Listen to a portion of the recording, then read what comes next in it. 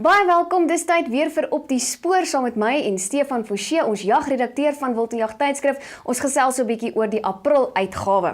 Stefan, baie welkom. Ja, dankie Verona. Ons boek is van maandag af op die rak. Baie trots op. Ons sien elke jaar uit om ons April ons big game uitgawe te hê en hy is nou hierso. Ons het 'n paar interessante stories.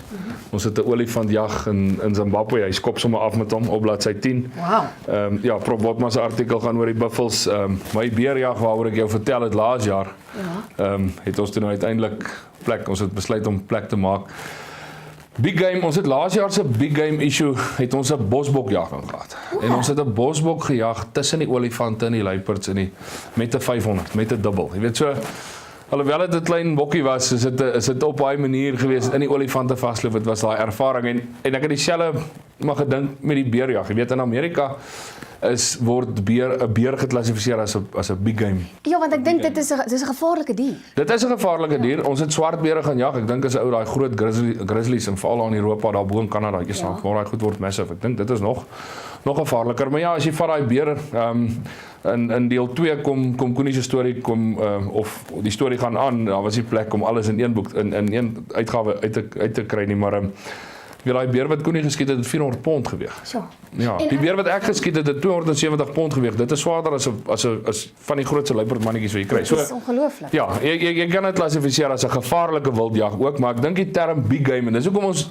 hou daarvan om dit big game te noem en nie dangerous game nie. Ja, nie dangerous game dan nou oor die gevaarlike sewe wat jy hier kry ensovoorts, maar 'n big game jag in Amerika, 'n moose jag is 'n big game jag. Dis hoe hulle dit klassifiseer, jy weet. So enigiets by ons as jy 'n ordentlike eland stap jag, jy weet, dis 'n soos in die Engelse term 'n big game jag. So die hele uitgawe fokus daar. Ekskuus, ek het nou gekyk na jou artikel voor die tyd. Hoe het jy hierdie beer gelok? Ek het iets gelees van 'n donut. Is dit waar? Ja, die artikel vertel dit nogal mooi. Ek het dit vreeslik geniet om die artikel te skryf om terug. Ek het dit 'n bietjie gelos vir later en met ander goed aangegaan en toe jy weet 'n ou dit begin weer herleef hier in die kantoor die deur toegemaak en weer 'n bietjie deur die foto's gegaan en gekyk wat gebeur het en dit was 'n awesome ervaring en dit is letterlik met donuts wat in 'n donutwinkel 'n dag of ek weet nie hoe lank hoe oud kan 'n donut word nie, maar word taai of hard of wat ook al en dan wil mense hom nie meer eet nie en al daai donuts gooi hulle in emmers en die ou wat ons gevat het, ou Joe van Tom Mountain Outfitters, sy pel in North Carolina het 'n donut shop. Hulle maak reg hierdie jaar donuts by mekaar. Ek dink nie sleg word nie. Hulle gooi als in sulke groot dromme. Seel hulle die deksels en dan vat hulle met 'n interlink jagkamp toe aan die einde van die jaar. Ja. Dis wat die beere loop. Dis die soetigheid, dis maar dis wat werk. Jy weet ander ouens gebruik dalk ander goeders, maar vir hulle werk dit goed. Ja.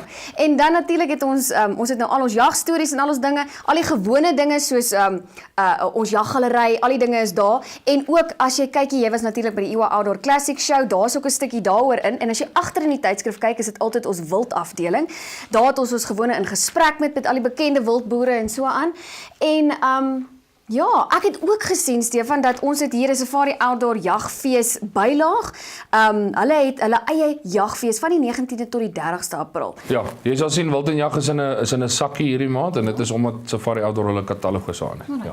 Ons sien baie uit daarna. Dankie Stefan, gaan kry jou kopie van die Wild en Jag tydskrif. Die April uitgawe, jy kan dit aanlyn kry op ons webtuiste of jy kan dit by enige naaste handelaar aanskaf.